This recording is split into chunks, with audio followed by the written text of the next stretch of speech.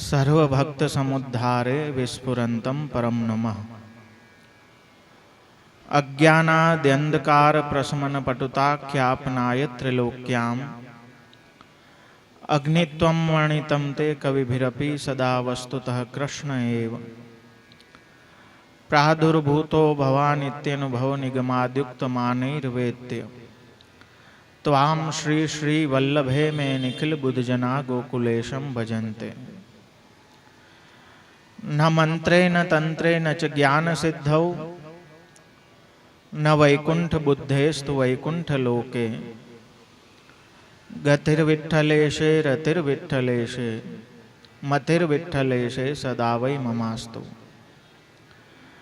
नमामि नित्यं श्रीरमणादिनाथान् जपामि नित्यं श्रीरमणादिनाथान् भजामि नित्यं श्रीरमणादिनाथान् स्मरामि नित्यं श्रीरमणादिनाथान्। श्रीरमण प्रिय पौत्राय आचार्य कुल दीपकाय गीत संगीत सागराय श्री द्वारकेशाय नमो नमः।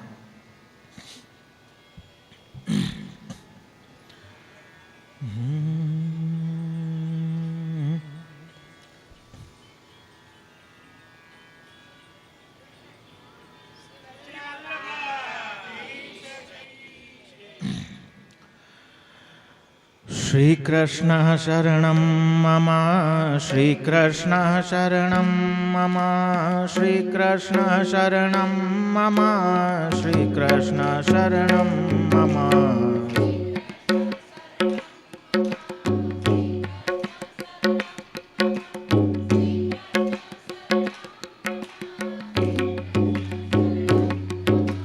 कदम्ब केरी डाड़ो बोले श्री कृष्ण शरणं मम। यमुना केरी पाड़ो बोले श्री कृष्ण शरणं मम।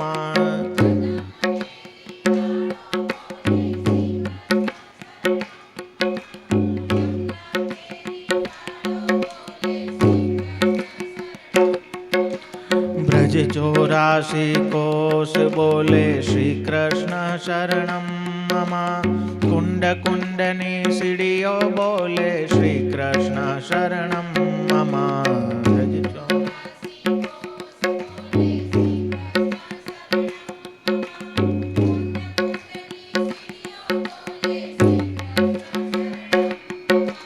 श्री कृष्ण शरणं मम श्री कृष्ण शरणं मम श्री कृष्ण शरणं मम श्री कृष्ण शरणं मम।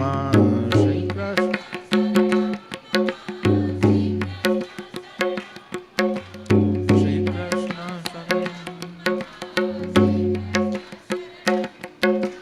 वृंदावन ना वृक्षो बोले श्री कृष्ण शरणं मम। गोकुड़ियानी गायो बोले श्री कृष्ण शरणं मम। वृंदावन ना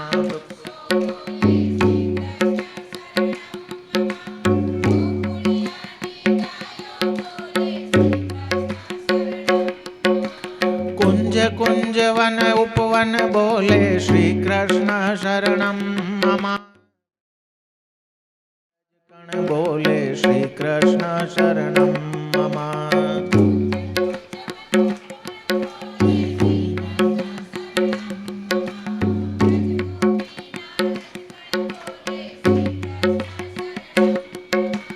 रास रमन्ता गोपी बोले श्री कृष्ण शरणं मम। धेनु चरावता गोपो बोले श्री कृष्ण शरणं मम। रास रमन्ता गोपी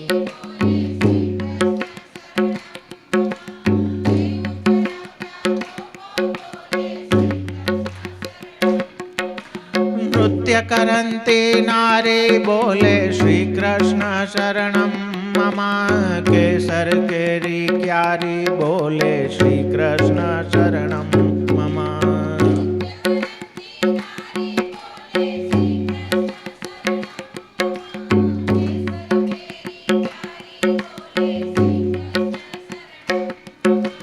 श्री कृष्ण कृष्ण शरणं मम श्री कृष्ण शरणं मम श्री कृष्ण शरणं मम श्री कृष्ण शरणं मम श्री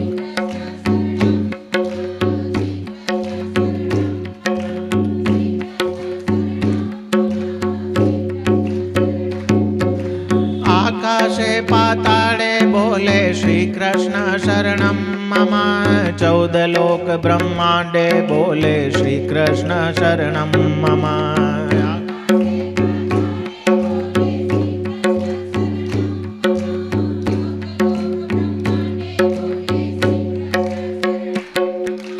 जति पुराना लोको बोले श्री कृष्ण शरणं मम मथुरा जी नाचोबा बोले श्री कृष्ण शरणं मम जति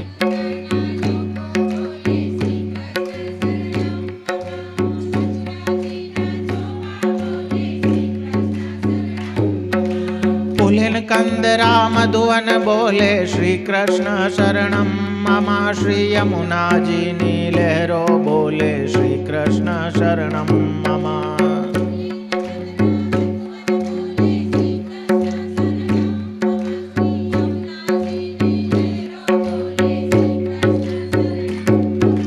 सर्व जगत मा व्यापक बोले श्री कृष्ण शरणं मम विरही जन नाया बोले श्री कृष्ण शरणं मम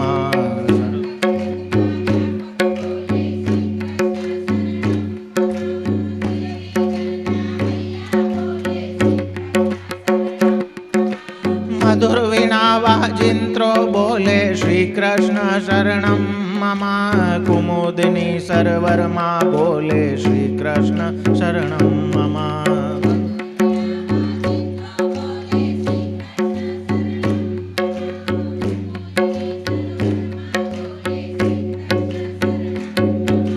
चंद्र सूर्य आकाशे बोले श्री कृष्ण शरणं मम तारलियाना मंडल बोले श्री कृष्ण शरणं मम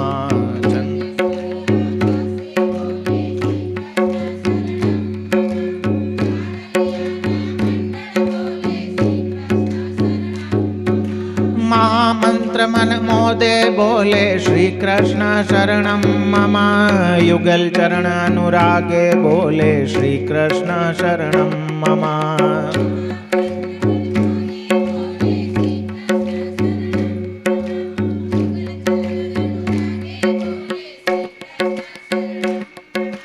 श्री कृष्ण शरणं मम श्री कृष्ण शरणं मम श्री कृष्ण शरणं मम श्री कृष्ण शरणं मम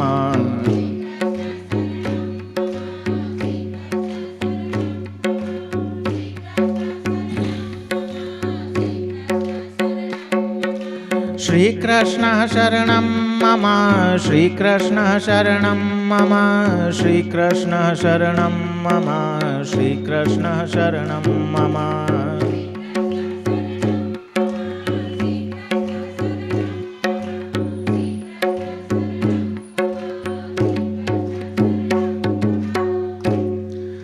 श्री मदन मोहन लाल प्यारे की जय श्री नटवर लाल प्यारे की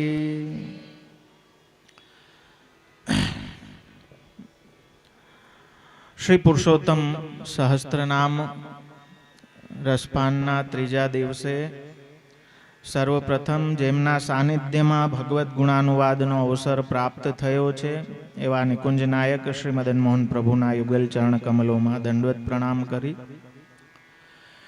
उपस्थित सर्वे वल्लभना वाला वैष्णव आ 2 દિવસમાં श्री पुरुषोत्तम सहस्त्र नाम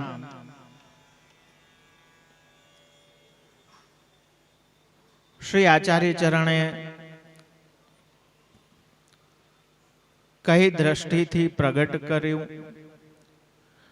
आ स्तोत्र ना ऋषि कोण देवता कोण आनो विनियोग क्या छे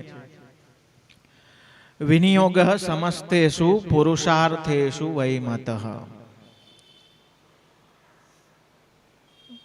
4 पुरुषार्थो શાસ્ત્રમાં કહેવાયા છે. આપણી જે અસંખ્ય કામનાઓ છે, એ પુરુષની જે અસંખ્ય કામનાઓને પૂર્ણ કરવા માટે જે પ્રયત્ન એ કરે છે એને આપણે પુરુષાર્થ કહીએ. મુખ્યત્વે 4 વિભાગમાં એને કહેવામાં આવ્યા: ધર્મ, અર્થ, કામ અને મોક્ષ. ઘણા પ્રયત્નો આપણા ધર્મ માટેના હોય, ઘણા અર્થ માટેના હોય, ઘણા કામ માટેના હોય, ઘણા મોક્ષ માટેના હોય. તો મુખ્યત્વે આ 4 વિભાગ ઋષિઓએ પુરુષાર્થના કર્યા. અહીં કેમ કે જેમને ભક્તિ પ્રિય છે એવા પ્રભુ અહીં બીજ રૂપે છે. એટલે સ્વાભાવિક છે કે લૌકિક પુરુષાર્થોની તો કોઈ એ સિદ્ધિની અહીં વાત થતી નથી. અહીં તો જે વૈષ્ણવી પુરુષાર્થો, અલૌકિક પુરુષાર્થો, સર્વદા સર્વભાવેન ભજનીયો વ્રજાધિપ સ્વસ્ય અયમેવ ધર્મો હિ ન અન્યઃ. આચાર્ય ચરણ ધર્મ પુરુષાર્થ બતાવતા વૈષ્ણવનો ધર્મ શું છે કે સર્વ ભાવોથી ભગવાન શ્રી કૃષ્ણ, કયા વ્રજાધીપ, વ્રજના અધિપતિ એવા શ્રી કૃષ્ણ જ ભજનીય છે. એમનું ભજન કરવું એ જ કર્તવ્ય રૂપ છે. સ્વયમેવ એ જો કર્તવ્ય આપ નિભાવશો તો ભગવાન પણ પોતાનું સ્વામી હોવાનું કર્તવ્ય સ્વયમેવ કરિષ્યતિ. તો એ ધર્મ પુરુષાર્થ અર્થરૂપે ભગવાન જ સાક્ષાત, અર્થરૂપે ભગવદ નામ. જે મેં ગઈકાલે કહ્યું ને, આ બધી સંપત્તિ છે મારા વાલા. જે ભગવદ નામ આપણા મુખમાંથી નીકળે, જે ગુરુની કૃપાથી સ્તોત્રો, ધોલપદ, જપ પાઠ આદિ જે સ્વાધ્યાય, જેના દ્વારા ભગવાનની ગુણ સ્વરૂપ લીલાનું કીર્તન આપણા મુખેથી થાય, જે આપણે દર્શન કરીએ, ભગવાનનો જે સ્પર્શ કરીએ, ભગવદ સંબંધી જે કાંઈ ક્રિયા છે, જે વાણી છે, જે વિચાર છે, આ બધું સંપત્તિ રૂપ છે. આ અર્થ છે આપણો. યહ ધન ધર્મ હિતે પાયો. એ અર્થ ક્યારે પ્રાપ્ત થશે કે જ્યારે દાસ ધર્મને સરખી રીતે નિભાવશું. અને એ જ રીતે કામો હરિદિદ્રક્ષૈવ.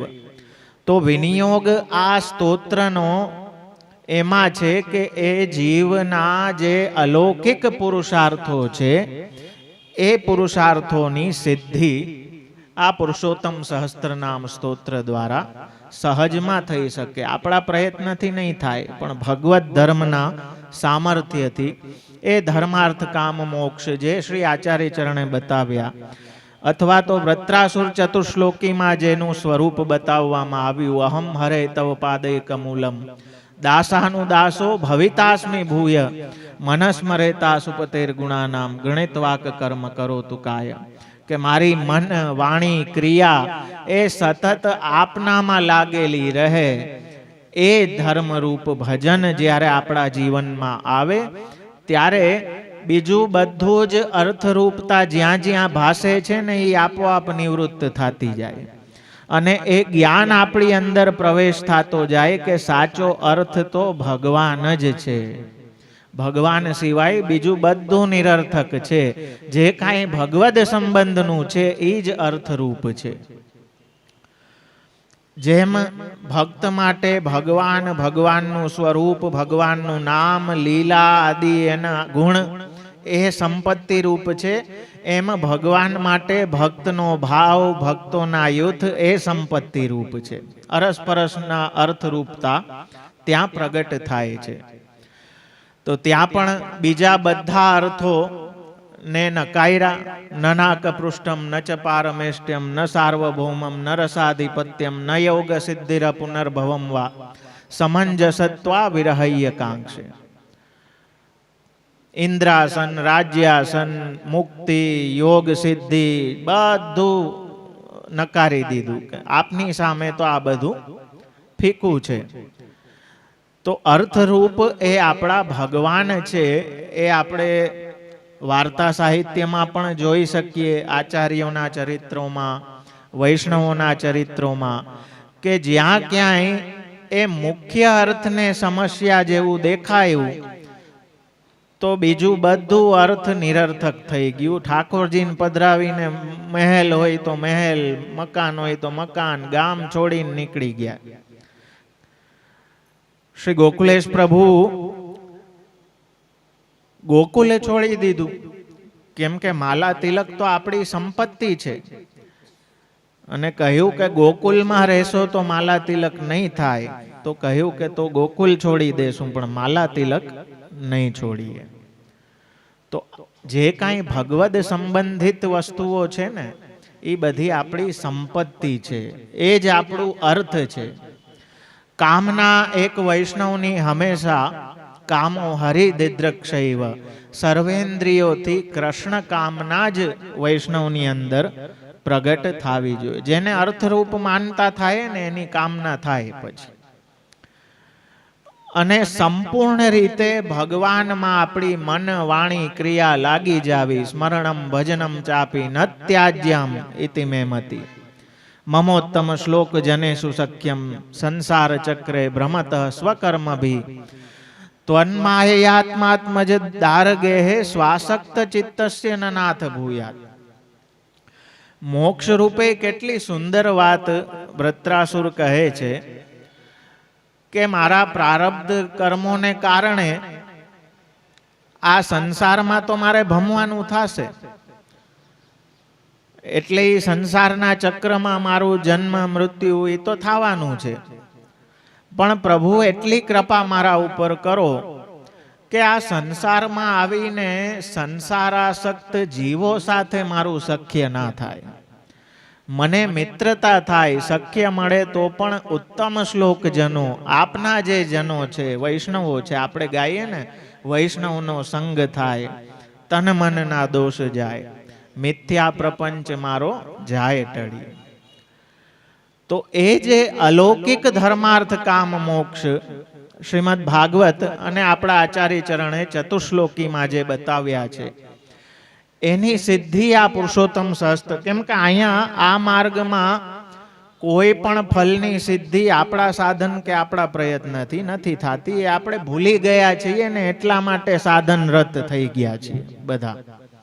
એ વાત પુષ્ટિ માર્ગીઓ ભૂલી ગયા છે કે આપણા કાંઈ કરવાથી કાંઈ થવાનું નથી, સ્વરૂપથી જ થશે. જે કાંઈ થશે એ આપની માથે બિરાજતું જે સ્વરૂપ છે, જે આપના ગુરુદેવ છે, એમની કૃપાથી, એમના અનુગ્રહથી બધું સિદ્ધ થશે.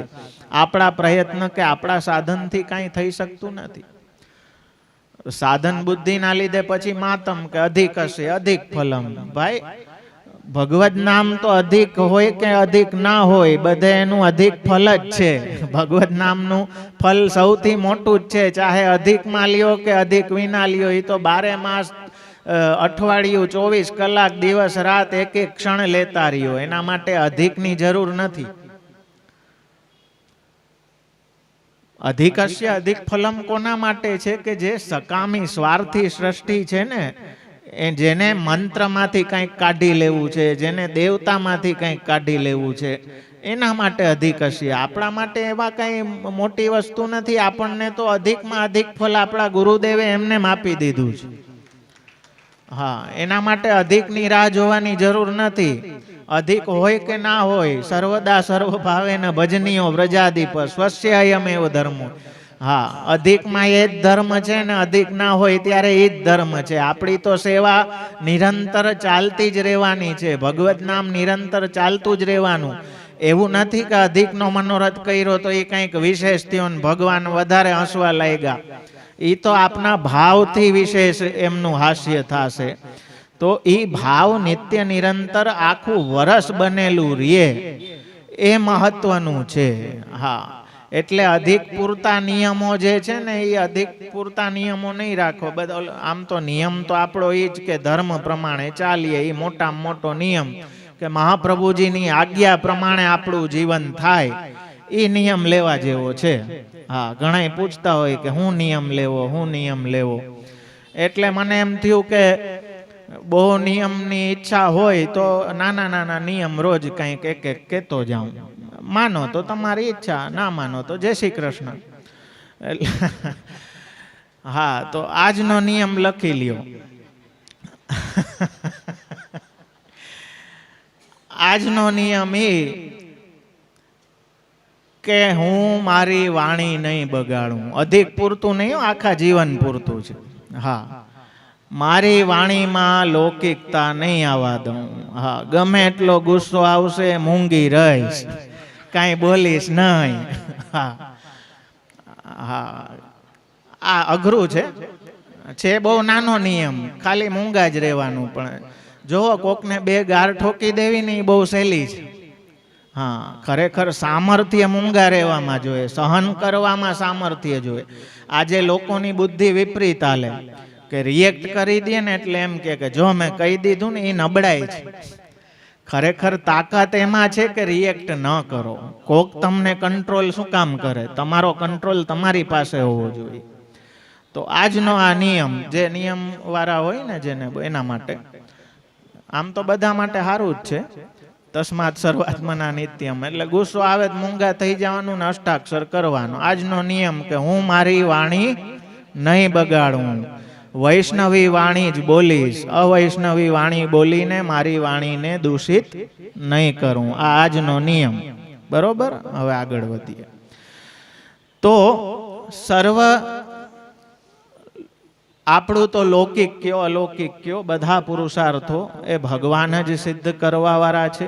વિવેકસ્તુ હરિ સર્વમ નિજેચ્છાત કરિષ્યતિ. તો વિનિયોગ આ સ્તોત્રનો એ સમસ્ત પુરુષાર્થોમાં ની સિદ્ધિ, આ ભક્તિ જેમને અતિશય પ્રિય છે એવા જે પ્રભુ છે એ આ સ્તોત્રના બીજ રૂપ છે. અને સત્યવાક એવા હરિ જે બધાના દુઃખ હરવા વાળા છે એવા પ્રભુ એ આ સ્તોત્રની શક્તિ છે. એટલે આ સત્યવાક હરિ સ્તોત્રની શક્તિ છે એનો મતલબ કહેવાનો એ છે કે આ સ્તોત્ર કોઈ વ્રથા સ્તુતિ રૂપ વાણી નથી, પણ સત્ય જ છે. અહીં જે કાંઈ કહેવામાં આવ્યું છે એ વેદ શાસ્ત્ર ઉપનિષદથી પ્રમાણિત છે અને સત્ય છે, કાંઈ અહીંયા નિરર્થક નથી. ભક્તોદ્ધરણ યત્નસ્તુ ભગવાનના એંગલથી પણ સમજી શકો અને શ્રી મહાપ્રભુજીના એંગલથી પણ સમજી શકો. કેમ કે મહાપ્રભુજીનું નામ પણ દૈવોદ્ધાર પ્રયત્નાત્મા, એટલે ભક્તોનો ઉદ્ધાર થાય એના માટે ભગવાનનો પ્રયત્ન અને આપણા ગુરુનો જે પ્રયત્ન છે એ જ અહીં મંત્રરૂપ છે આ સ્તોત્રમાં. અને કેટલી સુંદર વાત કરે છે કે અવતારિત ભક્તાંશ કિલકમ કીર્તિતમ. પોતાના અંશાવતારો ભક્તોના ઉદ્ધારાર્થે જ જે પ્રભુ એ પ્રગટ કરેલા છે એ મુખ્ય જે અહીં મેન નામ આવે ને શ્રી કૃષ્ણ, એમાંથી જ બધું પ્રગટ થયું છે. તો એ પ્રભુ જ કિલકમ, એટલે કે મુખ્યતા એમની જ છે. કિલકનો અર્થ જ મેં કાલે કહ્યું હતું, ચાવી.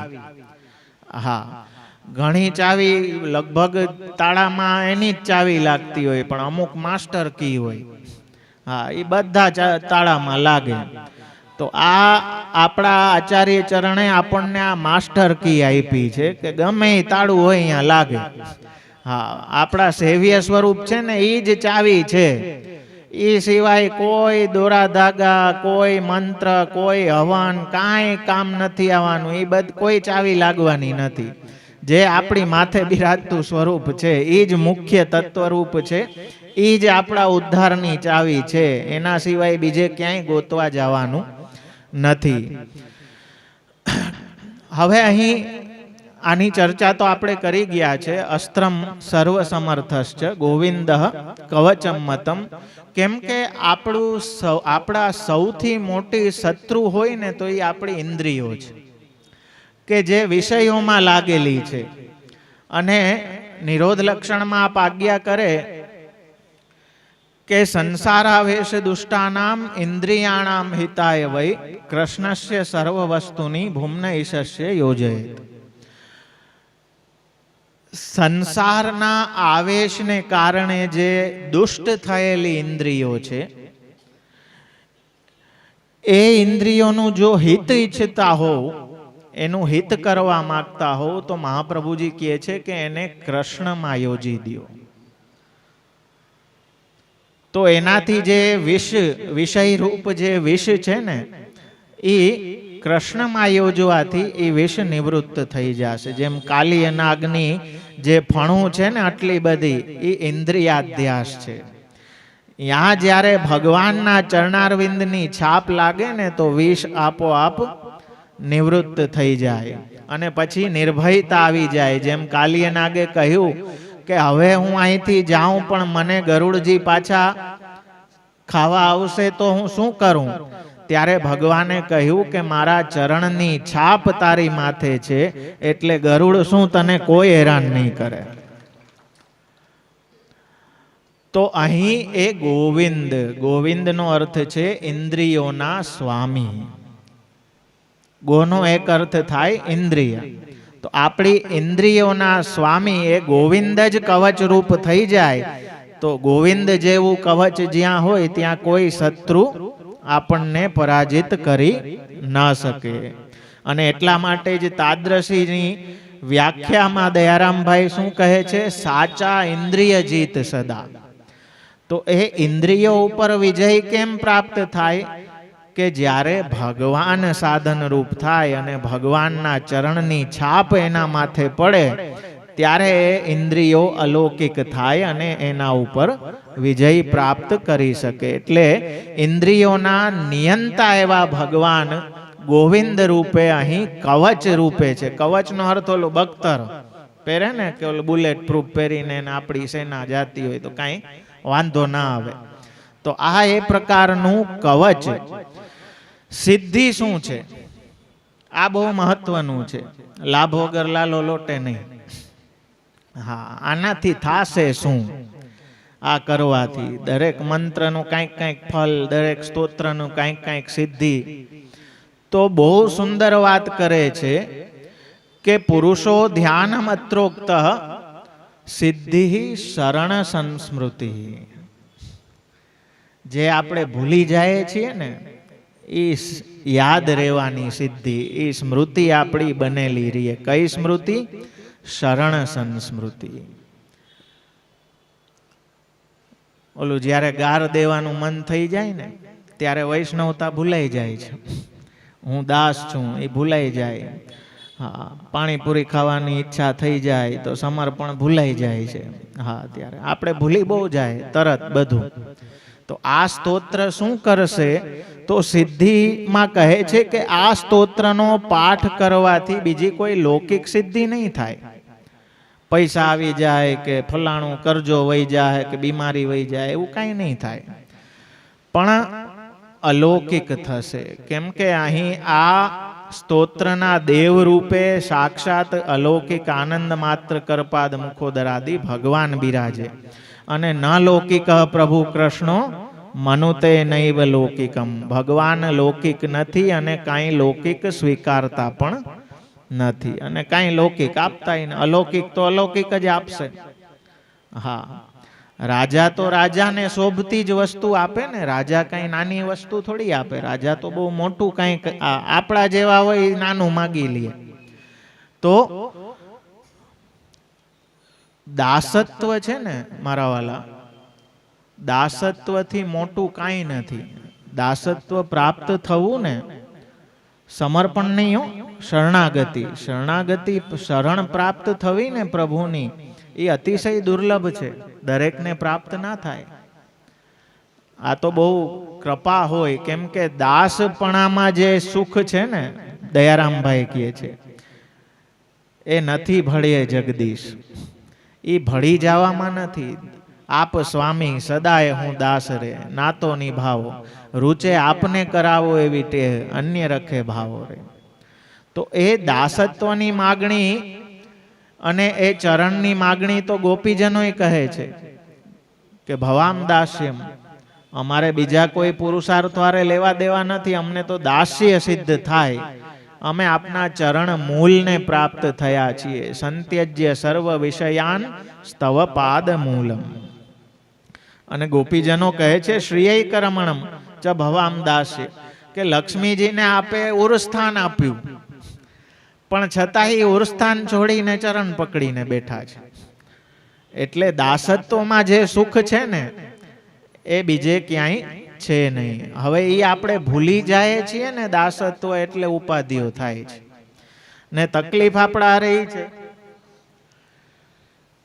કે દાસત્વ યાદ રહીએ એના માટેની જેટલી જેટલી વસ્તુઓ છે એ ધીમે ધીમે કરીને આપણે બધી છોડી દીધી.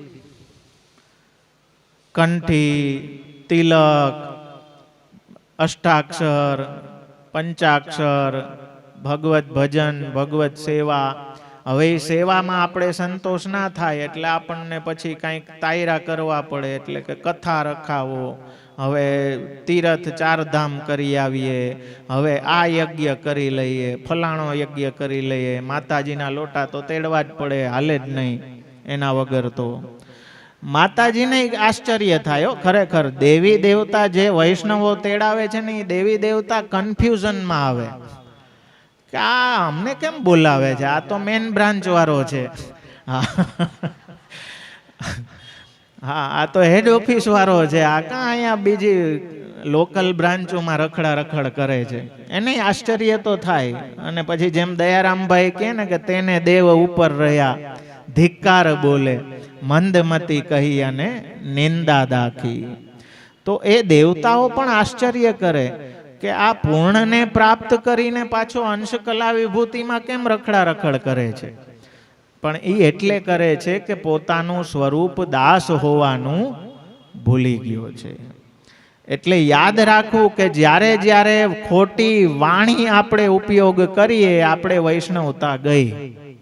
હા, આ ઘરથી જ ચાલુ કરવું. હા, તો બહાર થાય. Charity begins at home. હા, પેલા તો પોતાની વૈષ્ણવતા યાદ રાખો, પછી દેહ સંબંધોને સેકન્ડરી ગણો. શિક્ષાપત્રમાં શું શીખાડે છે? બધી પાયાગત વસ્તુઓ આપણે છોડી દીધી છે. મારા સાસુ પછી છે, વૈષ્ણવ પેલા છે. મારી વહુ પછી છે, વૈષ્ણવ પેલા છે. મારો છોકરો પછી છે, વૈષ્ણવ પેલા છે. ઘરના જેટલા સંબંધો છે પેલા એમાં વૈષ્ણવ જોતા થાશો તો પછી 12 વૈષ્ણવ દેખાશે. Charity begins at home. હા, ઘરેથી જ ચાલુ કરવું તો બધામાં વૈષ્ણવ જોતા થાય ને વૈષ્ણવી દ્રષ્ટિ રાખીએ તો આપણી અંદરનો વૈષ્ણવ જાગૃત રહીએ ને. એટલા માટે આપણી આખી સાધના પ્રણાલી છે. સવારે ઉઠીને શું કરવું, કંઠીના દર્શન કરવા, આ રીતે કરવું, આપણે સ્વાધ્યાય કરવો, યમુનાજીના પદ, આચાર્ય ચરણના, ગુસાઈજીના, પ્રાત સમય શ્રી વલ્લભ સુતકો, ઉઠત હી રસના લીજીએ નામ, આનંદકારી પ્રભુ મંગલકારી, અશુભ હરણ શુભ પૂરણ કામ. તો આ બધો આપણો જે ક્રમ છે એ એટલે જ છે કે નિરંતર આપણી એ સ્મૃતિ બનેલી રહીએ કે હું દાસ છું ને મારે શું કરવાનું છે.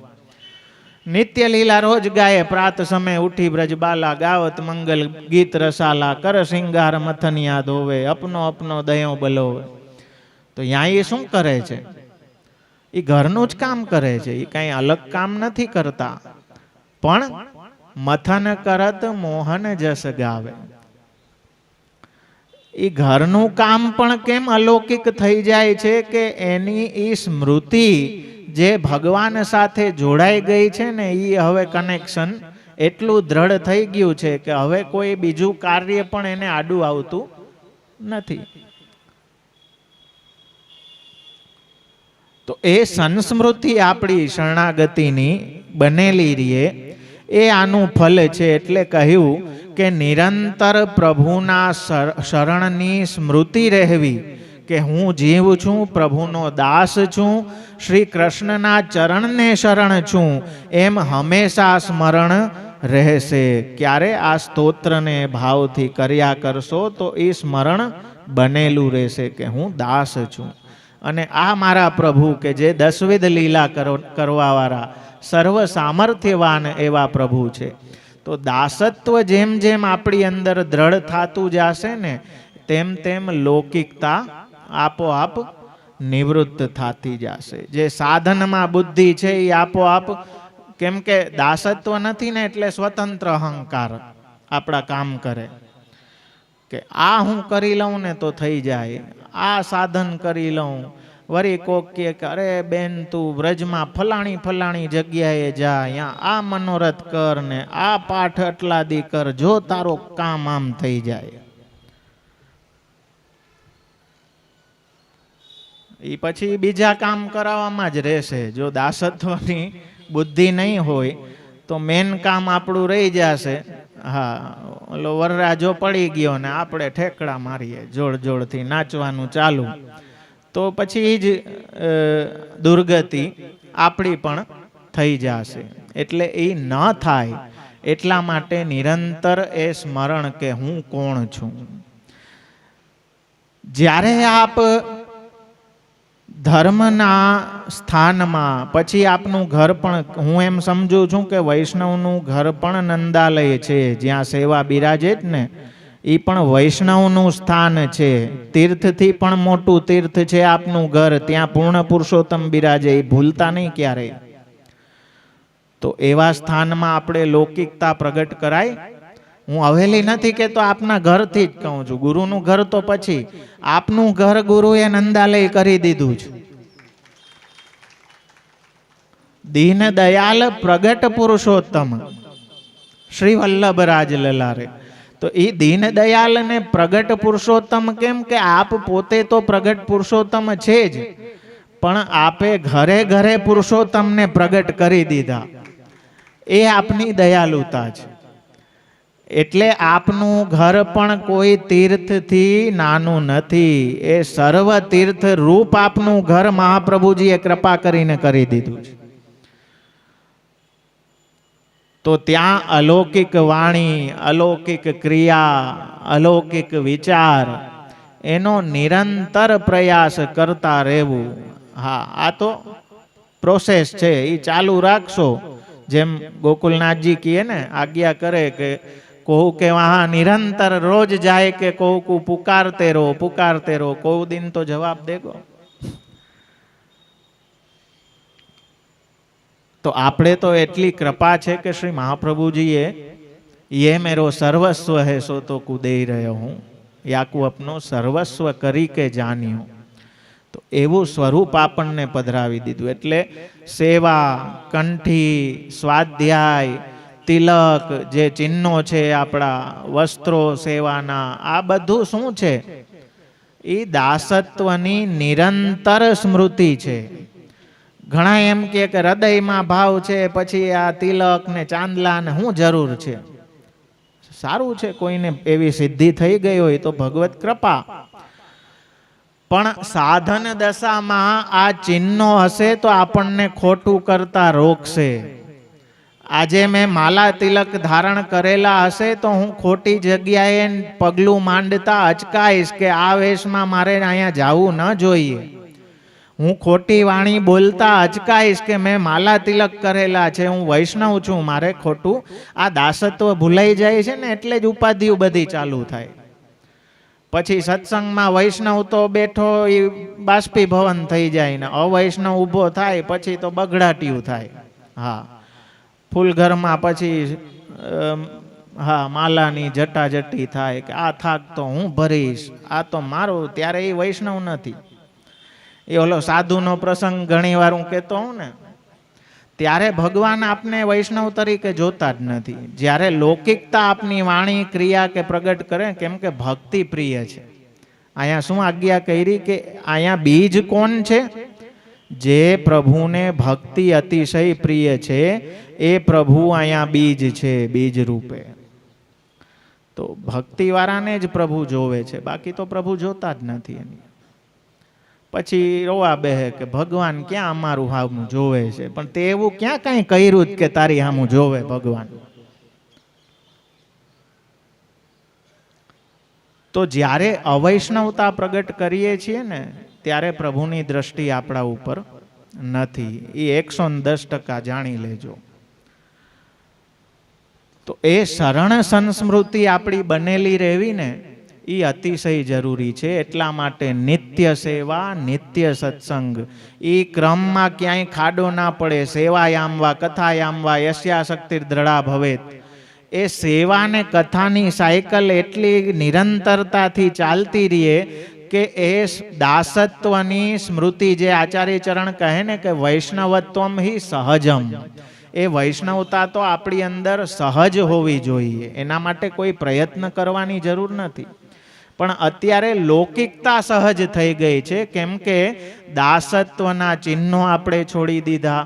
એને સ્મૃતિમાં સતત રહીએ. તસ્માત સર્વાત્મના નિત્યમ શ્રી કૃષ્ણ શરણમ મમ, એ વદદ વિરેવ સતતમ, એ આપણે છોડી દીધું. એમાં વિશ્વાસ એટલો નથી. ગુરુવાણીને મૂકીને અન્ય વાણીઓમાં આપણી શ્રદ્ધા થવા લાગી. અન્ય સાધનોમાં વિધર્મને આપણે સ્વધર્મ માનવા લાગ્યા, પરધર્મને આપણે સ્વધર્મ માનવા લાગ્યા. જે નિત્ય આપણું કાર્ય છે એને આપણે નૈમિતિક બનાવી દીધું. જો બે પ્રકારના કર્મ હોય, નિત્ય અને નૈમિતિક. એટલે આપણે ત્યાં જો સેવા પ્રકારમાં બે પ્રકાર આપને જોવા મળશે, નિત્ય સેવા અને ઉત્સવ સેવા. નૈમિતિકનો મતલબ કે જે કોઈ નિમિત્તમાં આવે. નૈમિતિક કાર્યો કેમ કે છોકરાનું મુંડન કરવું, લગ્ન કરવા, એ રોજનું ના હોય, એ ક્યારેક. તો એ નિમિત્તે જે કર્મ કરવામાં આવે એ નૈમિતિક કર્મ. અને નિત્ય હોય જે સંધ્યા આદિ વર્ણાશ્રમ તરીકે જે લાગુ પડતા હોય, એ બધા નિત્ય કર્મમાં આવે. તો મારા વાલા, ભગવદ સેવા, ભગવદ નામ એ આપણું નિત્ય કર્મ છે, નૈમિતિક નથી કે એકાદશીને ભેગા ધ્યાન કરી લીધું ને હવેલીએ જ્ઞાન 50 ધરી દીધા ને થઈ ગયું. એ નથી મારા વાલા. આ તો નિત્યનો આપણી સાયકલ છે. પ્રાત સમય ઉઠી બ્રજબાલા, ગાવત મંગલ ગીત. બધા કે એમાં ઠાકોરજીની મંગલાથી શયન સુધીની લીલા છે. હા છે, બહુ સુંદર વાત છે. પણ સાથે સાથે એ બી જોવો કે એમાં વૈષ્ણવની એ દિનચર્યા કેવી હોય ને, એ એમાં છે. તો એ દિનચર્યા જ આપણે મૂકી દીધી છે. કંઠી ખૂચે છે, ધોતી ફાવતી નથી, સાડી ફાવતી નથી, એ યુઝ ટુ નથી થતા. તિલક કરવામાં શરમ આવે છે. અનિષિદ્ધ જે પદાર્થો છે એ ભાવતા નથી, નિષિદ્ધ પદાર્થો જ ભાવે છે. હા, બ્રહ્મસમન તો લેવું જ છે, પણ દર રવિવારે કચરો ઝાપટવાય જવું જ છે. હા, હવે એમાં તો એવું છે ને, બિચારા નાના છોકરાઓ છે ને હમણાં ક્યાંથી સેવા કરે ને પછી અહીંયા હોસ્ટેલમાં ભણવામાં રહેતા હોય તો લસણ ડુંગળી તો ખાવા જ પડે. કેમ કરે બિચારા? તો મેં કહ્યું તો ના લેવડાવો બ્રહ્મસમનથી. કે ના, બ્રહ્મસમન તો લેવડાવવું પડે. ક્યાં જાવું આમાં? સમજી શકાય, પ્રતિકૂળતા હોય તો એવી ખોટી જીદ ના રાખવી. શરણાગતિ કઈ નાની વસ્તુ નથી. બ્રહ્મસમન ભલે આપણે એની હાઈપ વધારી દીધી, પણ બ્રહ્મસમનને એટલું આદર આપણે દેતા નથી આપણી મનવાણી ક્રિયાથી. શરણાગતિને તો ભૂસી જ નાખી જ, કંઠીને તો કાંઈ ગણતા જ નથી. કે નામ દીક્ષા, આ શરણ સંસ્મૃતિ નથી રહી ને, આ એના બધા સાઈડ ઇફેક્ટ છે. હું ગમે એને પૂછીએ કે નામ દીક્ષા લીધેલી, કે હા એ તો નાનપણમાં કરાયું હતું. કંઠી પહેરે છે કે પહેરવાની હોય? શરણ દીક્ષાને તો આપણે કાંઈ ગણતા નથી, અષ્ટાક્ષરને આપણે કાંઈ એ જ મોટું લક્ષણ છે કે આપણે દાસત્વને જ કાંઈ ગણતા નથી. જે દાસત્વ માટે બ્રહ્માદિ દેવતાઓ પણ તરસે છે, જે દાસત્વ મહાન દુર્લભ છે, ગોપીજનો એની યાચના કરે છે, એ દાસત્વ મહાપ્રભુજીની કૃપાથી આપણને પ્રાપ્ત થયું છે. પણ આપણે એની કિંમત નથી કરતા, એનું મહાત્મ્ય નથી, અને એ છોડીને 17 જગ્યાએ ફરીએ છીએ. શ્રી રસખાનજીનો દોહો બહુ એક સુંદર કહે છે કે એક સુ તીરથ ડોલત હૈ. એક એવો છે કે આ તીર્થ ને ઓલું તીર્થ ને 4 ધામ ને ફલાણો ધામ ને એક સુ તીર્થ ડોલત હે એક 12,000 પુરાણ બકે હે. તીર્થમાં ડોલતો રહીએ ને આ મંત્ર લાવો ને ઓલો મંત્ર લાવો ને આ કવચ ને ઓલું કવચ ને એટલા સાધન 1000 પુરાણ બકે. એક લગે જપ में तप में एक सिद्धि समाधिन में अटके. આટલા જપ કરી લઉં ને મારા છોકરાને હારી નોકરી મળી જાય, આટલા જાપ કરી લઉં, આ દિશામાં બેસી આવા વસ્ત્ર પહેરીને આ મંત્રના આટલા જાપ કરશો તો આ થશે ને. હવે તો ઓલા યુટ્યુબમાં ચાલુ થયું ને, દિવસમાં 3 વાર આ મંત્ર કરો પછી જોવો ચમત્કાર. હા, એવું બધું. હા, ઓલી આકર્ષક ટેગલાઇન ને બધું એડવર્ટાઇઝ ટાઈપનું હોય. એકવાર તો મારો જ ફોટો હતો. મને એમ થયું કે હું આવું ક્યારે બોલ્યો. હા, હું તો ગોટે ચડી ગયો. મેં કહ્યું આવું હું ક્યારે બોલ્યો. એકવાર તો મારો જ ફોટો હતો એમાં. પછી મેં તપાસ કરાવી. મેં કહ્યું આ છે હું સારું. પણ એ ઓલું હું ચેનલ હલાવી હોય ને પૈસા મળે એના. યુટ્યુબમાં હવે તો પૈસા મળે, એ એક ધંધો થઈ ગયો. હા, એ તો હવે માલાજીમાં તો એકવાર તો મારો જ ફોટો જોયો ને એમાં જ લખેલું હતું કે આ મંત્રનો 5 વાર જાપ કરો ને પછી જોવો તમારા જીવનમાં શું. મેં કીધું આવું તો હું ક્યારે બોલ્યો. મને આશ્ચર્ય થયું. મેં કહ્યું લાવો મને જોવા તો દે. મેં લિંક ખોલીને જોયું તો હવે મને તો એ યાદ નથી હું ક્યાં બોલ્યો તો, પણ હવે એ કોન્ટેક્સ્ટ વગર આગળ પાછળનું કાપીને એડિટ કરીને બાળકોના વચનામૃત મૂકી દે ને પછી હળતાભળ. ઘણી વાર તો ટાઇટલમાં જે દીધું હોય એવું કાંઈ હોય જ નહીં વચનામૃતમાં. પણ ફાયદો શું થાય? ફાયદો એ થાય કે એ ટાઇટલ જોઈને એકવાર તો તમે ખોલી લ્યો ને તો વ્યૂ વધી જાય. હા, તો વ્યૂ વધી જાય. કેમ કે દરેકને સકામતા તો બધાને ભરેલી જ છે ને. એમ થાય કે હું તો 60 વર્ષથી પુષ્ટિ માર્ગમાં છું, લે આ તો મને ખબર જ નથી, જાણી લેવા દે ને વળી હું હશે. હા, તો ક્લિક કરીને જોઈ લઈએ કે લે આ. પણ આપણે તો રોજ સત્સંગ સેતુ સાંભળીએ. આ બાવાએ આ મંત્ર બીજાને શું કામ દીધો? સત્સંગ સેતુ વાળાને દેવાની જરૂર હતી. તો આવી બધી ઉપાધિ થાય મારા વાલા. એટલે અત્યારે એ બધામાં સાધનોમાં લોકોની બુદ્ધિ બહુ છે, રુચિ બહુ છે. એટલે હાલે, લોભિયાના ધન ધુતારા લૂંટે. તો પછી અત્યારે એક નવો બિઝનેસ ચાલુ થઈ ગયો કે બાળકોના વચનામૃતમાંથી મનગમતા પાર્ટ્સ કટ કરો, એડિટ કરો અને એને સારું એવું સરસ ટાઇટલ આપી ને આપણી ચેનલ ઉપર ચડાવી દો. અને પછી હા, મેન વચનામૃતમાં 4000 વ્યૂ હોય ને ઓમાં 40,000 હોય. હા, કટકામાં. કેમ કે એમાં ઓલું હોય ને કે આ રહસ્ય, આ ગુઢ. કાંઈ રહસ્ય ગુઢ નથી. આ બધું મહાપ્રભુજીએ કહી દીધું. આ ગુઢમાં ગુઢ છે એ શ્રી કૃષ્ણ શરણમમાં. એ જ ગુઢ છે મારા વાલા. કે સાચા તો ખરેખર એ જ છે. સાચ હી વે. સાચા તો એ જ છે જેને આપુન પોયહ, જેણે પોતાનું બધું જ કાંઈ શ્યામ ભૂપાલ પે વારી શકે. જે આ શ્યામ સુંદર છે એના ઉપર જેણે પોતાનું બધું કાંઈ વારી દીધું છે ને એ જ સાચા છે. બાકી તો મૂર્ખાઓ બધા આમ તેમ ભટકા ભટક થાય છે. બધું આપણી પાસે છે મારા વાલા. આપણું સાહિત્ય જોવો. આપણું છોડીને ક્યાંય જવાની પણ દાસત્વ ભૂલી ગયા હોય ને એટલે પછી બધું ગમે. બધા સાધન ગમે, બધા તીર્થ ગમે. એ સમજાય નહીં કે જેના લીધે તીર્થ રૂપ છે ને એ બધાના બાપા આપણી માથે મહાપ્રભુજીએ પધરાવી દીધા છે. એને છોડીને એનાથી મોટું કોઈ સાધન, કોઈ તીર્થ નથી. દાસનો તો ધર્મ જ એ છે. એટલે આની સિદ્ધિ પુરુષોત્તમ સહસ્ત્ર નામ કરવાની છે કે દાસત્વની સ્મૃતિ, શરણ સંસ્મૃતિ નિત્ય નિરંતર બનેલી રહે. શ્રી કૃષ્ણ સચ્ચિદાનંદો નિત્ય લીલા વિનોદકૃત સર્વાગમ વિનોદી ચ લક્ષ્મીશ પુરુષોત્તમ. પ્રથમ સ્કંદ સર્ગ લીલા. સર્ગનો અર્થ છે ક્રિએશન, સર્જન.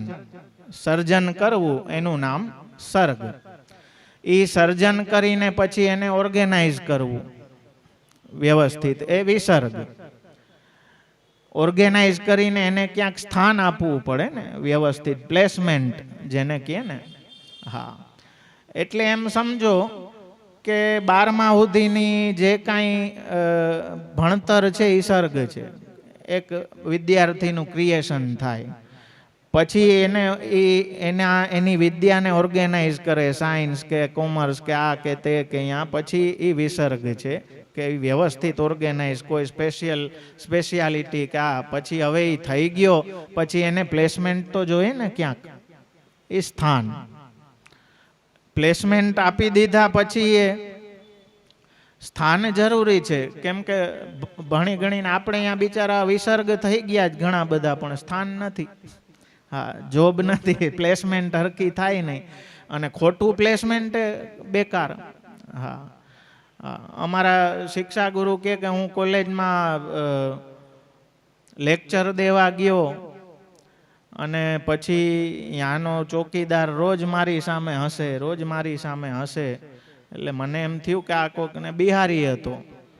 તો પછી એક દી ચોકીદારે કીધું કે ક્યાં બોલતે હો મહારાજ? તો એ કે મેં કીધું કે સંસ્કૃત. તો ચોકીદારે કીધું કે મેં સંસ્કૃત મેં એમએ હું. મારા શિક્ષા ગુરુ કે હું તો બીએ જ છું, એ એમએ હતો ચોકીદાર. તો હવે બેચારો એમએ પણ પ્લેસમેન્ટ મળ્યું નહીં, સ્થાન સરખું મળ્યું નહીં, તો ચોકીદાર થયો. બીજું કરે હું? આપણે અહીંયા ઓલા ગ્રેજ્યુએટ થયેલા બિચારા ભજીયા તરે છે ને, શું કરે? પ્લેસમેન્ટ વિસર્ગ થઈ ગયું પણ સ્થાને પ્રોપર મળવું જોઈએ. હવે પ્લેસમેન્ટ થઈ ગયું પછી એનું પોષણ એ જરૂરી છે. હવે એ પોષણ દ્વારા જેવા કર્મ કરે એની વાસના બને, એ ઉતિ. એ વાસના સદવાસના પણ હોઈ શકે, અસદવાસના પણ હોઈ શકે. વાસના એટલે એક પ્રકારની કર્મની છાપ. જેમ આપ કંઈક લ્યો તો એનો સ્વાદ રહી જાય ને, એ વાસના છે. અનુભવ એને એ વાસનાઓ ઉપર જ આપણે નક્કી કરતા હોય આપણા ભવિષ્યના. ખરાબ અનુભવથી આપણે એમ કહીએ કે આ ન કરાય. હા, સારો અનુભવ હોય તો બીજા નહીં કહે કે આ કરજે, મજા આવશે. એ વાસનાઓ છે, બધી સ્ટોર થાય આપણી અંદર. એ ઉતિ લીલા છે. મન્વંતર એટલે સદાચાર, કે સદવાસનાઓ ઊભી થાય એના માટે ધર્મ પ્રમાણે ચાલવું, નીતિથી ચાલવું. એટલે સદાચારની જે કથાઓ છે એ મન્વંતરમાં છે. પછી આવે ઈશાનું કથા, કે એ સદાચારથી પણ ઉપર જે ભગવાનના ભક્તો છે, ઈશ અને એના અનુચરો, એટલે ઈશાનું કથા. ઈશના અનુચરો એટલે કે એમના ભક્તો, એમની જે કથા છે એ ઈશાનું કથા. એ ભગવાન જ્યારે પોતે પોતાના ભક્તો વચ્ચે આવીને લીલા કરે છે તે નિરોધ. અને એ નિરોધના જ અંગરૂપની બે લીલાઓ, મુક્તિ અને આશ્રય. જેમ અંતર્ગ્રહ ગતાઓ જે રાસમાં પહોંચી ના શક્યા અને ઘરે જ રહી ગયા અને એમને પુરુષોત્તમ સાયુજ્ય પ્રાપ્ત થયું, તો જ્યારે ભગવાનને લીલા, પુરુષોત્તમ સાયુજ્ય એટલે મુક્તિ, પુષ્ટિ માર્ગીય જ મોક્ષ છે. આ મર્યાદા માર્ગ કે એમાં નહીં, પણ સાક્ષાત પૂર્ણ પુરુષોત્તમના શ્રીઅંગમાં સાયુજ્ય પ્રાપ્ત થવું. પણ એ કંઈક ઉતરતું ફલ એટલે છે કે એમાં કંઈક મર્યાદાપણું છે, કૃષ્ણાધીનાતું મર્યાદા, કે પછી ભગવાનને જ્યારે ઈચ્છા થાય ત્યારે શ્રીઅંગમાંથી પાછા મુક્ત કરે અને લીલા કરે ને પાછા આશ્રિત એમાં કરી દે. તો મુક્તિના આશ્રય લીલા એમાં કાર્યરત થાય. એ નિરોધના અંગરૂપ છે. તો આ રીતે સર્ગ, વિસર્ગ, સ્થાન, પોષણ, ઉતિ, મન્વંતર, ઈશાનું કથા, નિરોધ, મુક્તિ અને આશ્રય, આ 10 વિધ લીલાઓના નામ ત્રીજા સ્કંદથી ચાલુ થાય. પેલો સ્કંદ શું છે? અધિકાર લીલા. હા, ભણેલા ગણેલા બધા બહુ, એટલે મારી મહેનત ઓછી. હા હા હા, ના જનાનાની મહેનત છે 100%. હા, બહુ સરસ. એટલે તો મને બોલવા મજા આવે છે. હા, બાકી હું અહીંયા બોલતો હું ને અડધા ઊંઘતા હોય, કેમ કે ઓલા છેડા કનેક્ટ ના થાય ને એટલે પછી બોરિંગ લાગે, આળસ આવે. હા, તો આ રીતે આપણે 10 લીલાઓને સમજી શકીએ ને. જેમ મેં પહેલે દિવસે કહ્યું હતું કે 5 લીલાઓ અન્વયની છે, 5 લીલાઓ વ્યતિરેકની છે. તો એ રીતે એ સર્ગથી લઈ અને આશ્રય સુધીની જેટલી લીલાઓ છે એમાં જે જે પ્રકરણો છે એ પ્રકરણોને લગતા નામો, એમાંનું જે મુખ્ય નામ જેમાંથી આ બધું પ્રગટ થયું છે એ પહેલું નામ શ્રી કૃષ્ણ. પરબ્રહ્મ માટે જે મુખ્ય નામ ઉપનિષદ કહે છે, કૃષિભૂવાચક શબ્દણશ્ચ નિવૃત્તિવાચક તયોરેક્યમ પરમ બ્રહ્મ કૃષ્ણ ઇત્યભિધીયતે, કે જ્યાં સત્તા અને આનંદ એક સાથે આવે, તયોરેક્યમ એ પરબ્રહ્મમાં જ થઈ શકે, બીજે ક્યાંય એ શક્ય નથી. અને એ પરબ્રહ્મનું નામ કૃષ્ણ ઇત્યભિધીયતે. એમાં જ્યારે શ્રીકાર લાગે ત્યારે એ સચ્ચિદાનંદ રૂપ થાય. એટલે કૃષ્ણ એ શૃંગાર રસાત્મક છે. શૃંગાર રસના 2 દલ છે, વિપ્રયોગ અને સંયોગ. જ્યારે એકલું કૃષ્ણ આપણે બોલીએ છીએ તો એ વિપ્રયોગ ફલાત્મક નામ છે, અને જ્યારે સ્વામિનીજી સહિત શ્રી કૃષ્ણ આપણે કહીએ તો એ ચિત્ત સ્વરૂપા, એ સચ્ચિદાનંદ સ્વરૂપ આપનું પૂર્ણ એ શ્રી કૃષ્ણનું સ્વરૂપ છે. શ્રીમદ ભાગવત પણ એ જ કહે છે, કૃષ્ણસ્તુ ભગવાન સ્વયં. બધા અવતારોમાં જે અવતારી રૂપ છે એ ભગવાન કૃષ્ણ સ્વયં છે. ભગવાન પોતે ગીતાજીમાં આજ્ઞા કરે છે, અક્ષરાદપિ ચોત્તમ. તો એ મૂળ નામ સૌથી પહેલું શ્રી કૃષ્ણ. અને એને જે શ્રીમદ ભાગવત નું મંગલાચરણ છે, જન્માદ્યસ્ય યતોન્વયાદિતરતશ્ચાર્થેષ્વભિજ્ઞ સ્વરાટ તેને બ્રહ્મરદાય આદિ કવિએ મુહ્યંતિ યત સૂરય, એ જે મંગલાચરણ છે આ બધા નામો એના ભાવના છે. એટલે જન્માદ્યસ્ય યતોન્વયાદિતરતશ્ચ એ ભાવનું, આટલા પદના ભાવનું આ પ્રથમ નામ એ શ્રી કૃષ્ણ નામ છે. આચાર્ય ચરણ પણ આપ સિદ્ધાંત મુક્તાવલીમાં આજ્ઞા કરે છે કે પરમ બ્રહ્મ તુ કૃષ્ણો હિ સચ્ચિદાનંદકમ બૃહત, કે અક્ષર પણ ગણિતાનંદ છે. જીવથી લઈને અક્ષર પર્યંતનો જે આનંદ છે એ ગણી શકાય એવો છે. પૂર્ણાનંદ તો કેવલ શ્રી કૃષ્ણ જ છે. અને એટલે જ શ્રી રઘુનાથજી પંચમલાલજી વિષ્ણુ પુરાણને કોટ કરતા વિષ્ણુ પુરાણના કૃષ્ણાવતારના પ્રસંગમાં એ કહેવામાં આવ્યું છે કે યદોર્વંશમ નરઃ શ્રુત્વા સર્વ પાપૈ પ્રમુચ્યતે, યત્રાવતીર્ણમ વિષ્ણુવાખ્યમ પરમ બ્રહ્મ નરાકૃતિ. કે જ્યાં પરબ્રહ્મ મનુષ્યની આકૃતિથી પ્રગટ થયા છે, મનુષ્ય રૂપે પ્રગટ થયા છે, એ યદુરાજાના વંશને સાંભળવાથી મનુષ્ય સર્વ પાપોથી મુક્ત થાય છે. અને એટલે જ પ્રથમ સ્કંદ સુબોધનીજીના મંગલાચરણ રૂપે વંદે શ્રી કૃષ્ણ દેવમ મુરનરક વિદમ વેદ વેદાંત વેદ્યમ લોકે ભક્તિ પ્રસિદ્ધ્ય યદુકુલ જલધૌ પ્રાદુરાશિદ અપારઃ. એમ શ્રી આચાર્ય ચરણ આજ્ઞા કરે કે એવા કૃષ્ણદેવને નમન કરું છું કે જે યદુકુલ રૂપી સમુદ્રમાં પ્રગટ થઈ. શું કામ પ્રગટ થયા? કે લોકમાં ભક્તિનું રૂપ પ્રગટ કરવા માટે આપ યદુકુલ રૂપી સમુદ્રમાં પ્રગટ થયા. એવા શ્રી કૃષ્ણદેવને હું નમન કરું છું. તો અહીં મંગલાચરણના ભાવરૂપ આ પ્રથમ નામ જન્માદ્યસ્ય યતોન્વયાદ ઇતરતશ્ચ, એ જે પદનો ભાવ છે એના ભાવરૂપ કે જ્યાં જન્મ આદિ એટલે કે ઉત્પત્તિ, સ્થિતિ અને લય. યતો વાઈમાની ભૂતાની જાયંતે યેન જાતાની, જેમાંથી બધું પ્રગટ થાય છે, જેમાં બધું સ્થિત થાય છે ને જેમાં બધું લય થાય છે, એ જે સ્વરૂપ છે એની સ્તુતિ કરતું મંગલાચરણ, એનું મુખ્ય નામ શ્રી કૃષ્ણ. પ્રથમ નામના અર્થને જ વધારે સ્પષ્ટ કરતું બીજું નામ છે સચ્ચિદાનંદ.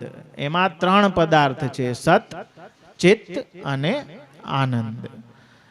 સતનો એક મતલબ એ ભી સમજી શકો, સદભાવે સાધુ ભાવે ચ સદ ઇત્યેત પ્રયુજ્યતે પ્રશસ્તે કર્મણી તથા સત શબ્દ પાર્થ યુજ્યતે. ગીતાજીમાં આપશ્રી સમજાવે છે કે અસ્તિત્વમાં હોવું, હોવાપણું એ સત છે, કે આ છે એ સત. જેટલું કાંઈ પણ અહીંયા જોવો છો એ સતમાંથી પ્રગટ થયું છે. હું એમ કહું કે આ માઇક છે તો એ સત છે, હોવાપણું, આનું અસ્તિત્વ છે. પણ હું એમ કહું કે આ માઇક છે ને અહીંયા કાંઈ હોય જ નહીં તો એ અસત છે, કે અહીં કાંઈ નથી પણ હું કહું છું કે છે, તો એ અસત છે. એટલે હોવાપણામાં સત શબ્દ જોડાયેલો છે. તેથી હે અર્જુન, ઉત્તમ કર્મમાં, યજ્ઞમાં, દાનમાં, તપમાં સ્થિતિ એને સત કહેવાય છે. એવા જ અર્થવાળું કર્મ હોય તેને સત કહેવામાં આવે છે. સત એટલે સદા વર્તમાન, શુદ્ધ ચિત્ત, ચેતનનું સ્વપ્રકાશ કરનારું જ્ઞાન એ શુદ્ધ ચિત્ત તત્વ, ચેતન તત્વ છે. એમાંથી આખી જીવ સૃષ્ટિ પ્રગટ થઈ છે, એ ચેતન તત્વમાંથી. અને સતમાંથી આખી જળ સૃષ્ટિ પ્રગટ થઈ છે. આનંદાંશ તિરોહિત થયો, ભક્તોમાં એ પ્રગટ છે. તો આપણા જેવું, જેમ હું ઘણી વાર કહું કે ઓલું માથે માથે સરસ મેકઅપ લગાડી લ્યો તો ફોટા સારા આવે. હા, અને હકપણમાં એ બધા એવા જ મોકલે, સ્ટુડિયોમાં જઈને પડાવીને. હા, એક્સરે કોઈ મોકલે નહીં. હા, કેમ કે અંદર તો ભંગાર જ છે. બહારથી ગમે એટલું સારું આપણે બતાવીએ, અંદર તો બધું ભંગાર જ છે. તો કહેવાનો મતલબ એ છે કે ભગવાનનું જે દેહ છે ને એ આપણા જેવો નથી, એ અપ્રાકૃત દેહ છે. તો આપણો હાડ માંસકી કોટરી, ભીતર ભરી ભંગાર, અંદર તો બધો લબાચો જ છે, ઉપાધિ વાળું જ છે. હા, બહાર થોડુંક પાવડર ને લગાડ લે તો સારું લાગે જોવામાં. હા, તો અંદર આપણે જેમ કચરો ભરેલો છે ને એવું ભગવાનનું શ્રીઅંગ નથી. એ તો આનંદ માત્ર કરપાદ મુખોદરાદી. શ્રી મસ્તકથી લઈને જેમ સમજો કે સાકરનું પૂતળું હોય, આપણે ઓલા સાકરના ખીલોના બનાવીએ ને પ્રભુ અર્થે, તો એ ખીલોનાને ઉપરથી લ્યો કે નીચેથી લ્યો, વચ્ચેથી લ્યો, ક્યાંયથી પણ લ્યો, બધે રસરૂપતા જ છે ને, મીઠાશ જ છે. એવી રીતે મધુરાધિપતે રખિલમ મધુરમ, પ્રભુ તો સર્વાંગ મધુર જ છે. આપના શ્રીઅંગ એ આનંદથી જ ભરાયેલું છે. આપણી જેવું લૌકિક શ્રીઅંગ આપનું નથી. એટલે સ્મર શ્રમ જલાણું ભી સકલ ગાત્ર જય સંગમ. શ્રી અમનાજીમાં એ સ્મર શ્રમ જલ આપણો પસીનો કહેવાય, પણ ત્યાં એ પ્રસ્વેદ પણ રસરૂપ છે, કેમ કે આનંદ રૂપ છે.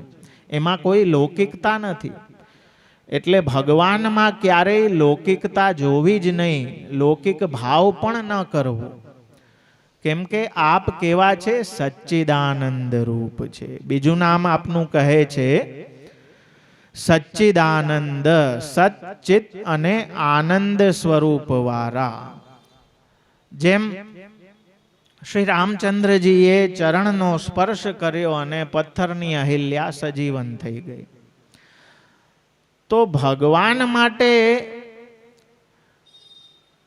એ બહુ સરળ વસ્તુ છે.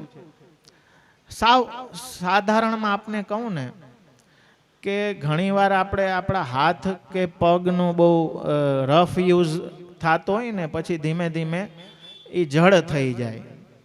ઓલા કારખાનામાં ને પુરુષો કામ કરતા હોય તો અમુક એમની એક્ટિવિટીના કારણે શું ઓલું રફ યુઝ હાથનો ને પંજાનો હોય, તો આ ઘણું બધું જડ એટલી હદે થઈ ગયું હોય કે ત્યાં પિન મારો ને તો એને કાંઈ અનુભવ, આપણે કેમ કહે જડ થઈ ગયું, એમ કહે ને ખોટું પડી ગયું, કે જડ થઈ ગયું છે. એ શરીરનો જ ભાગ પણ ખોટો પડી ગયો.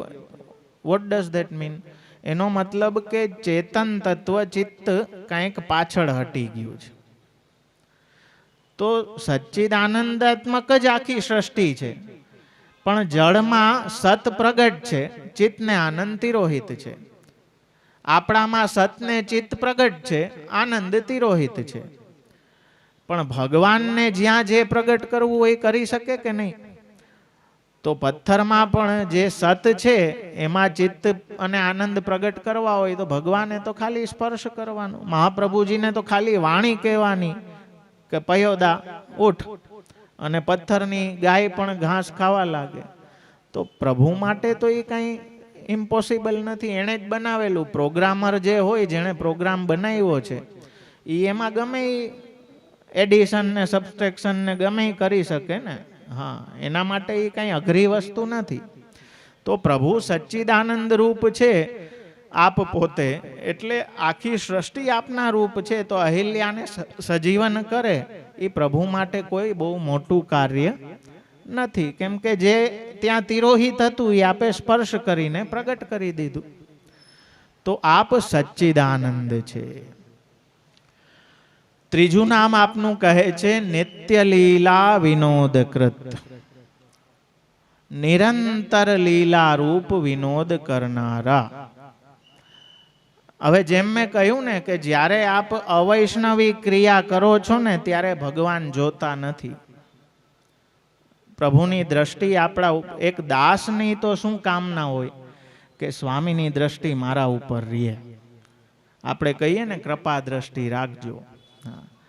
પણ જ્યારે દાસત્વથી આપણે હટીએ ને ત્યારે પ્રભુ ઉદાસીન થઈ જાય છે, ત્યારે આપણી સામે જોતા નથી. એટલે નિત્ય લીલા વિનોદકૃત, નિત્ય લીલા વિનોદકૃતને સમજવું હોય ને તો ભક્તિ હંસનું મંગલાચરણ સમજવું જરૂરી છે. ભક્તિ હંસ શ્રી ગુસાઈજીનો ગ્રંથ, એના મંગલાચરણમાં આપ આજ્ઞા કરે છે કે મંત્રોપાસન તાંત્રિક વૈદિક દીક્ષાર્ચનાદિ વિધિર્ભિર્ય અસ્પૃષ્ટો. મંત્રથી આ જે ક્લિયર કરી લ્યો, મગજમાં ચોખ્ખું કરી લ્યો, એટલે પછી કોઈ બાપા કીએ, બાપી કીએ, કોઈ પબ કીએ, કાંઈ કીએ. મહાપ્રભુજી શું કહે છે, એકવાર ગુસાઈજી શું આજ્ઞા કરે છે, આપણા પ્રભુ કેવા છે, એ ચોખ્ખું કરી લેશો ને તો આપોઆપ ઓલું જે સાધનમાં મન ભરાયેલું છે ને એ પડી જાય. કૃપા પ્રભુ આ બધાથી કરે તો દૂર, કે હું આટલા ગિરિરાજજીની 3 પરિક્રમા કરી લઉં, આટલી કરી લઉં, ફલાણું કરી લઉં, આ સાધન કરી લઉં, ઓલું સાધન કરી લઉં. એનાથી કૃપા દૂરની વસ્તુ છે. જોવો અહીંયા શું ગુસાઈજી કહે છે. મંત્ર, મંત્રાધીન સહુ દેવતા, ઉપાસના, તાંત્રિક દીક્ષા. અહીંયા ઓલો વામતંત્ર નહીં સમજતા, બ્લેક મેજિક એવું નહીં. તાંત્રિક દીક્ષાનો મતલબ છે જે વિષ્ણુ તંત્ર, શૈવ તંત્ર આદિ જે શાસ્ત્રો છે એના પ્રમાણેની જે દીક્ષા. વૈદિક દીક્ષા, અર્ચન, એમાં બધું આવી ગયું. હોમ હવન જાપ આ તે, એના ઉપકર્મો, દોરા ધાગા, ફલાણું ઢીકડું, જે કાંઈ એમાં ગણો એ બધું કર્મ એમાં આવી ગયું.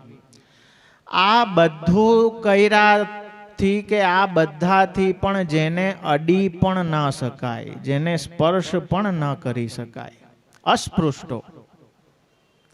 પ્રેમની અપરસ હોય ને એ જ અડી શકે. બાકી તો અહીંયા પ્રેંક પર્યંક શયનમ, એ તો પ્રેમ રૂપી શૈયા ઉપર પોઢવા વાળા છે. આ બધા સાધનોથી તો એને અડીએ નહીં શકો, સ્પર્શ પણ નહીં કરી શકો. ભક્ત્યા, કેવલ ભક્તિથી જેનો સ્પર્શ થાય, કેવલ ભક્તિથી જ જેના દર્શન થઈ શકે એવું. અને એ સ્વરૂપ કેવું છે તો કહે છે અસ્પૃષ્ટો રમતે નિજ ભક્તેષુ, જે નિરંતર નિત્ય લીલા વિનોદકૃત નિજ ભક્તોમાં જ રમણ કરે છે. એને આપના લૌકિક ક્ષુદ્ર કાર્યો સાથે 5 પૈસાની લેવા દેવા નથી. કેમ કે કેવલ ભક્તિથી જ મને જાણી શકાશે, અનુભવી શકાશે. ગીતાજીમાં આપ સ્પષ્ટ આજ્ઞા કરે છે. યજ્ઞ, યોગ, દાન, વ્રત, તપ, હોમ આદિ કેટલા પણ સાધનોથી મને જાણી નહીં શકાય. કેમ કે આપને એના સાથે લેવા, આપ તો નિત્ય લીલા વિનોદકૃત છે. આપ સદાય બ્રજહી મેં કરત વિહાર, સદાય પોતાના નિજ ભક્તો સાથે રમણ કરનાર એ પ્રભુ છે. તો અહીં એ ત્રીજું નામ, એક તો નિત્ય લીલાઓને કરનારા, નિત્ય લીલાઓનો વિનોદ પ્રગટ કરવાવાળા, અને નિત્ય દરરોજ લીલા સમયે વેણુનાદથી નિજજનોને પોતાને શરણે આવવાની પ્રેરણા દેવાવાળા. કેમ કે વેણુ એ મેસેન્જરનું કામ કરે છે. અહીંયા વેણુ ગીતમાં આપણે એ જોઈએ છીએ. તો એ રીતે પોતાને શરણે, લીલાનો અર્થ છે રમણ. શ્રી રઘુનાથજી આજ્ઞા કરે. પુરુષોત્તમ તો નિત્ય રમણ જ કરે છે, અને એ રમણ બે પ્રકારનું છે, આત્મરમણ અને બહિરમણ. જ્યારે સર્વ જગતને પોતાના સ્વરૂપમાં આપ સકેલી લે છે, ત્યારે આપ આત્મરતિમાં બિરાજે છે. એટલે વેદ એને આત્મરતિ, આત્મક્રીડા એ રીતે વર્ણન એનું કરે છે. પણ જ્યારે એ આત્મરમણ કરનારા ભગવાન વિચારે છે, સ એકાકી ન રમતે સદ્વિતીયમેચ્છત, કે હવે એકલા રમણ નથી કરવું, બીજાની જ્યારે ઈચ્છા કરે છે ત્યારે પોતાનામાંથી બીજાને પ્રગટ કરે છે. સદ્વિતીયમ એચ્છત, ત્યારે બીજું કરવાની ઈચ્છા, અને સર્વ જગતને પોતાના શ્રીઅંગમાંથી જ આપ પ્રગટ કરે છે. એટલે સર્ગાદી 10વિધ લીલાઓ જેમની નિરંતર, શ્રી આચાર્ય ચરણ તો ત્યાં સુધી આજ્ઞા કરે છે, દ્રષ્ટિ કરો તો આપણને ખ્યાલ આવી જાય કે જેમ મેં કહ્યું સર્ગ વિસર્ગ સ્થાન પોષણ ઉતી જે સમજાવ્યું, તો લૌકિકમાં તમે જોઈ શકો બધી જ વસ્તુમાં, બધી જગ્યાઓમાં આ 10વિધ લીલાઓ ભગવાનની નિરંતર ચાલતી જ રહે છે. એમ શ્રી એટલે નિત્ય લીલા નિત્ય નૂતન, એ ભગવાનની લીલાઓનો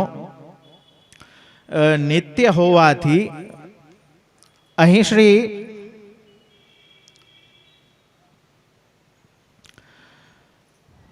રઘુનાથજી આપ સમજાવે છે કે શ્રી પુરુષોત્તમ આ લીલાઓને નિત્ય કરતા જ રહે છે, કર્યા કરે છે. વળી આપની લીલાઓ પણ નશ્વર નથી, કિંતુ શાશ્વત છે. એટલે કે નિત્ય, એટલે જ આપણે નિત્ય કહીએ ને, કે જે ક્યારેય સ્ટોપ ના થાય, જે ચાલતી જ રહે. એ માટે તેમનો વિનોદ જ લીલારૂપ આધિદૈવિક વૃંદાવનમાં નિસ્સાધન બ્રજ ભક્તોનો નિરોધ કરવા જે આપે લીલા કરી છે, તે પણ નિત્ય હોવાથી એ આનંદનો આસ્વાદ લીધા જ કરે. એટલે કે આ લીલાઓમાં વિનોદ ભગવાનનો છે. જેમ ભક્તનો છે ને, ભગવાનને પણ આમાં જ વિનોદ થાય છે કે એ ભક્તોને જ નિરંતર આનંદનું દાન કરતા રહે. અને કૃષ્ણ સંસાર મોચક, માઇન્ડ ઇટ, એ મગજમાં રાખજો, કૃષ્ણ સંસાર મોચક. ત્યાં ઓલું લૌકિક કરવા જાશો ને તો ખેલાડી છે ભગવાન, તો સાફ કરી નાખશે. એટલે બહુ ધ્યાન રાખવું એમાં. સંસાર દેવાવાળા નથી ભગવાન, ભક્તિનું દાન કરવાવાળા છે. કેમ કે લીલા રૂપ વિનોદ કરનારા એ પ્રભુને એમાં જ વિનોદ થાય છે, આનંદ પ્રમોદ એમાં જ થાય છે, અન્ય કોઈ કૃતિમાં. એટલે અસ્પૃષ્ટો, ગુસાઈજી એટલા માટે કહે છે કે અસ્પૃષ્ટો રમતે, એને સાધનોથી તો સ્પર્શ પણ નહીં કરી શકો, ભક્તિથી એમનો સ્પર્શ થશે. એટલે ભગવાને એ પ્રેમ લક્ષણા ભક્તિનું સ્વરૂપ ઉદ્ધવજી પ્રત્યે પણ બતાવ્યું, ગીતાજીમાં પણ બતાવ્યું, પણ ગૂઢ રૂપે, અને આપણા ગુરુએ એને ખોલીને આપણી આગળ એ ખજાનો, એ રહસ્ય વેદ ઉપનિષદનું આપણને ધરી દીધું. અને આ સ્વરૂપને જાણીને જ્યારે આપણે સેવામાં રત થાય ને તો એ મહાત્મ્ય જ્ઞાન એ સ્વરૂપનું આપણા સેવ્યનું થાય કે કયું સ્વરૂપ આપણા પ્રભુએ ગુરુએ કેટલી કૃપા આપણા માથે કરી છે કે એ મૂળ રૂપ પરબ્રહ્મનું મૂળ સ્વરૂપ આપણને પધરાવી આપ્યું છે. તો એને કેવી રીતે ટ્રીટ કરવા ને એ પણ આપણને આવડી જાય, પણ એના માટે આ ગાઈડન્સની જરૂર છે. અને એ ગાઈડન્સ આપણને કોઈ વ્યક્તિ પૂરું નહીં પાડી શકે, એ તો એક જ વ્યક્તિત્વ જ પૂરું પાડશે, એ આપણા ગુરુ શ્રીમદ વલ્લભાચાર્યજી. એમની વાણીથી જ આપણે આ આસ્વાદન નામનું અને રૂપનું, જે નામલીલા અને રૂપલીલા પ્રગટ કરી છે. શાસ્ત્રમ રૂપમ ચ લોકે પ્રકટયતી મુદા યશ અનુભૂતિ હેતુ. એ રૂપને નામલીલાનું આસ્વાદન કેવલ શ્રી વલ્લભની કૃપાથી, એમની શરણાગતિથી જ થશે, અન્યથા બીજો કોઈ રસ્તો નથી. એટલે વાંચો તો કાંઈ ગૂઢ નથી, બાકી પછી એને એ કર્યા રાખવામાં. એટલે સર્વાગમ વિનોદી છે. હવે આગળનું ચોથું નામ કહે છે કે સર્વ વેદોનો આગમોનો વિનોદ, કે એનો સાર પણ, કેમ કે વેદ આપના નિશ્વાસ રૂપ છે. પહેલી વાત, સર્વ વેદો જે વિનોદ કરનાર, એટલે જુદા જુદા દેવોની ઉપાસના સારું, જુદા જુદા ધર્મોનો ઉપદેશ આપનાર. રઘુનાથજી આજ્ઞા કરે છે કે આવી રીતે ભગવાન અલગ અલગ રૂપોથી સૃષ્ટિ સાથે વિનોદ કરે છે. હા, બાકી સર્વ વેદના સાર રૂપ તો ભગવાન આપ છે, એટલે વેદો સાથે વિનોદ કરનાર. હા, જેવે ગોપ વધુ હિ બ્રજ મેં સો અબ વેદ રૂચા ભઈ, જે શ્રુતિ રૂપા જે વેદની રૂચાઓ છે એની સાથે લીલા કરનાર, એ રીતે પણ એનો અર્થ અહીં. અથવા વેદોથી નોદ એટલે કે પ્રેરણા કરનાર, વેદો દ્વારા પ્રેરણા આપનાર એવા ભગવાન છે. કે આજીવન અગ્નિહોત્ર આદિ કરવું, વર્ણાશ્રમ આદિ ધર્મો, તો એ વેદનું અનુસરણ કરવાની પ્રેરણા આપનારા પણ ભગવાન છે. એટલે સર્વાગમ વિનોદી. અને વેદ માટે શ્રુતિ તો કહે જ છે કે નિશ્વસિતમસ્ય વેદાહ, કે ભગવાનનો નિશ્વાસ એ આ વેદો છે. તો સર્વાગમ વિનોદી છે. અને વેદનું ના બે કાંડ છે, ઉત્તરકાંડ અને પૂર્વકાંડ. એકમાં કર્મ બતાવ્યો છે, કર્મ રૂપે બ્રહ્મનું સ્વરૂપ બતાવ્યું છે. એકમાં જ્ઞાન કાંડમાં જ્ઞાન રૂપે બ્રહ્મનું સ્વરૂપ બતાવ્યું છે. પણ બધાનો અર્થ તો ભગવાનમાં જ જાય છે. જેમ ગીતાજીમાં કહ્યું, અહીંયા લાઈનમાં જ ઊભવું પડશે. હા, વાંધો નહીં, તો કાલે મેં ચૈતવા હતા. વેદૈશ્ચ સર્વે અહમેવ વૈદ્ય, સર્વ વેદોથી હું જ જાણવા લાયક છું, ભગવાન એમ કહે છે અર્જુનને. એટલા માટે યેપી અન્ય દેવતા ભક્ત્યા યજંતે શ્રદ્ધયાન્વિતા તેપી મામેવ કૌંતેય યજંતી અવિધિપૂર્વકમ. આપ સર્વાગમ વિનોદી છે, વેદોના સાર રૂપ છે, ને વેદથી જાણવા યોગ્ય પણ આપ જ છે. એટલે ગીતાજીમાં કહે છે કે હે અર્જુન, જે લોકો પણ અન્ય મારા દેવ દેવી રૂપોનું ભજન કરે છે, ઉપાસના કરે છે શ્રદ્ધાપૂર્વક, તેપી મામેવ, તે પણ મને જ ભજે છે ઇનડાયરેક્ટલી, અજ્ઞાન રૂપે અવિધિપૂર્વકમ, એ મારું જ યજન કરે છે. કેમ કે રૂપ તો લાસ્ટ બધા મારા જ છે. તો એ જે રહસ્ય છે ને મારા વાલા, એ તો આચાર્ય વાણીથી જ સમજાશે. આપણે એમ કહીએ ને ભક્તિનું સ્વરૂપ કે મહાત્મ્ય જ્ઞાન પૂર્વક સુદૃઢ સર્વતો, એ સુદૃઢ કેમ નથી થતું? કેમ કે મહાત્મ્ય જ્ઞાન માટે આપણે સોર્સ ખોટો પકડીએ. તકલીફ એ છે, આપણે વ્યક્તિને સોર્સ માની લઈએ છીએ. વ્યક્તિ સોર્સ નથી, વાણી, ગુરુની વાણી સોર્સ છે. આજે કોઈ પભ, કોઈ બાપા બાપી કે કોઈ અક્ષય બાવા આપનો ઉદ્ધાર નહીં કરે, શ્રી મહાપ્રભુજીની વાણી આપનો ઉદ્ધાર કરશે મારા વાલા. એ ક્યારેય ભૂલાવું ના જોઈએ.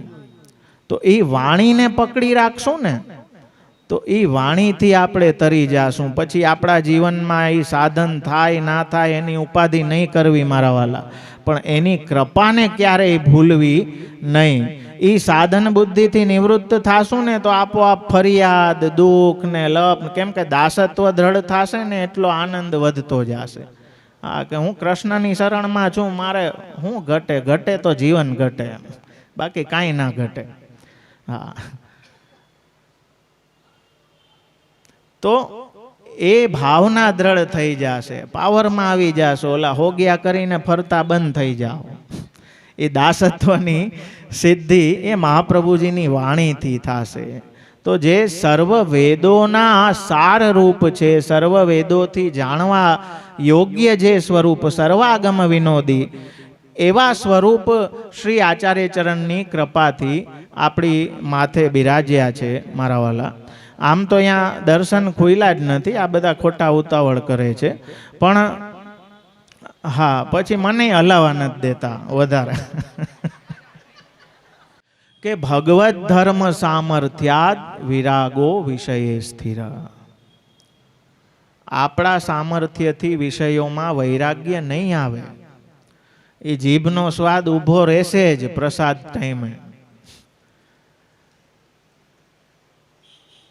એ લોભ, કામ, ક્રોધ એ બધું ઊભું રહેશે જ. આપણા પ્રયત્નથી આપણે છોડી નથી શકતા. એટલે મહાપ્રભુજી કહે છે કે ખાલી કરવાનો વિચાર નહીં કરો, ભરવાનો વિચાર કરો.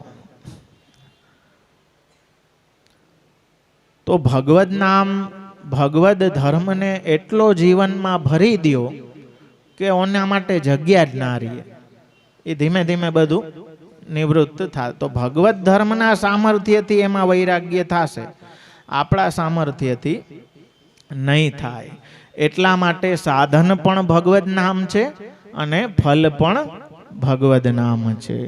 તો એવા વેદનો પણ સાર એ જ છે, જેને ભગવાન બ્રહ્મ કાર્ચની અને ત્રિઅનવિક્ષ્ય મનીષયા, બ્રહ્માજીએ, જેની તેની વાત નથી, ક્રિએટર, જે મેન, જે કોન્ટ્રાક્ટર, જેને ભગવાને નકશોને આપ્યો, એ બ્રહ્માજીએ પોતાની બુદ્ધિથી મનીષયા 3 વખત, એક વાર નહીં 3 વખત વેદ ઉથલાવીને બધું પાછું વિચાર કરીને મંથન કરીને તોય એને કાંઈ પાર પામ્યા નહીં કે કઈ રીતે ભગવાનમાં એ રતિ સિદ્ધ થાય. એટલું એને ખ્યાલ આવ્યું કે જીવ માટે સૌથી પરમ ગતિ તો એ જ કહેવાય કે ભગવાનમાં એની રતિ સિદ્ધ થઈ જાય, ભગવાનમાં એનો પ્રેમ લાગી જાય. એનાથી ઊંચી ગતિ જીવ માટે બીજી કોઈ નથી. અને 84-252 એ ગતિ ગુરુની કૃપાથી પ્રાપ્ત કરેલા એ વિરલાઓના પ્રસંગો એ આપણા માટે દીવા દાંડી રૂપ છે કે એ દાસત્વ શુંનું શું કરવા સમર્થ છે. દાસત્વમાં એટલું સામર્થ્ય છે કે એ ગુણાવતારોથી પણ વિશેષ આપનું સ્થાન કરી દે છે. એ દાસત્વનું સ્થાન છે મારા વાલા. તો એનું ગૌરવ કરતા થાય, એની સ્મૃતિ રાખતા થાશું તો મહાપ્રભુજીની કૃપાથી પુષ્ટિ માર્ગમાં પુષ્ટિનો સ્વાદ લઈ શકશું. બાકી પુષ્ટિ માર્ગમાં રહીને પણ આપણે કર્મ, જ્ઞાન, ભક્તિ બધા ખીચડા કરીને જ એ જ ખેલ કરી રાખશું. એટલે મહાપ્રભુજીની વાણીને વરીને રહેશું તો આપણે કોની સેવા કરીએ છીએ એનું સ્વરૂપ જ્ઞાન, આપણે કોણ છીએ, આપણા સ્વરૂપનું જ્ઞાન, સંપ્રદાયનું સ્વરૂપ શું છે, એનું માળખું શું છે, એનું જ્ઞાન વ્યવસ્થિત આપણને થશે તો આપણા છોકરાઓને આપણે સમજાવી શકશું. કૂવામાં હોય તો અવેડામાં આવે. તો એ માટે જરૂરી છે કે ગ્રંથોનું સતત અવગાહન, અધ્યયન. સત્સંગ સેતુમાં જે ના જોડાયા હોય મારા વાલા જોડાઈ જાજો. સમય આપવાનો છે, આપણે ક્યાંય પૈસા ખર્ચવાના નથી. મહાપ્રભુજી આપણને બધું આ ફ્રી ઓફ કૃપા કરીને વરસાવ્યું છે આપણી ઉપર. એને પકડીને રાખશું ને તો બીજું કાંઈ વાંચવાનો, બીજું કાંઈ સાંભળવાનું, બીજું કાંઈ ગાવાનો સમય જ નથી. એટલું બધું આપણી પાસે ઓલરેડી છે મારા વાલા.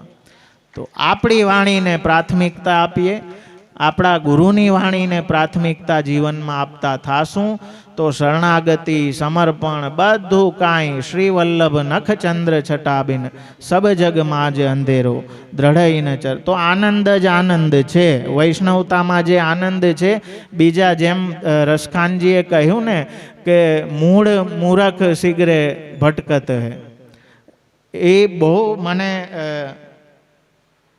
રસખાનજીની એ દોહો એટલો મને ગમ્યો કે ખરેખર આજે જીવની તો સ્થિતિ આપણી આ જ છે ને, કે આપણે બધા સાધનોમાં ભટક્યા કરીએ છીએ. મહાપ્રભુજીએ કૃપા કરીને આપણી સામે આ ફલ પધરાવી દીધું છે. એ મેરો સર્વસ્વ હે સો તો કૂદે રહ્યો.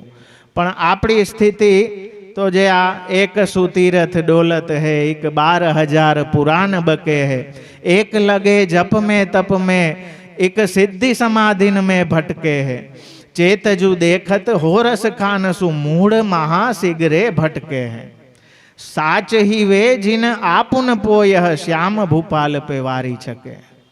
તો સાચા તો એ જ છે કે જેણે પોતાનું સર્વસ્વ એ પૂર્ણાનંદ શ્રી કૃષ્ણ ઉપર વારી દીધું છે, એ જ સાચા પથ ઉપર છે. બાકી તો સર્વાગમ વિનોદી છે.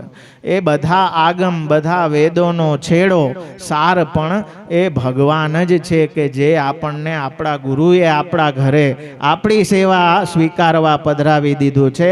મારા વાલા, આનાથી મોટો ચમત્કાર કોઈ થઈ જ ના શકે. હવે કોઈ આથી વિશેષ ચમત્કારની આશા રાખતું હોય ને તો મારા વાલા મને એમ થાય કે એની બુદ્ધિની રાયલું ઉતારું કે શું કરું. આપણા જેવાને ભગવાન મળી જાય, આપણી સેવા સ્વીકારે, આથી મોટો ચમત્કાર બીજો કોઈ હોઈ ના શકે ને. એ ચમત્કાર આપણા જીવનમાં કરવાવાળા આપણા ગુરુ શ્રી મહાપ્રભુજી છે.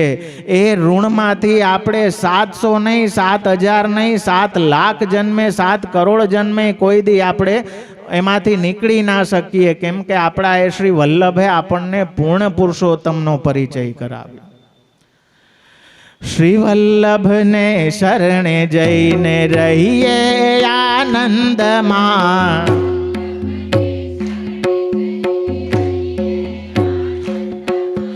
સેવું સદા હું તો બ્રજનાદણી માગું એટલું.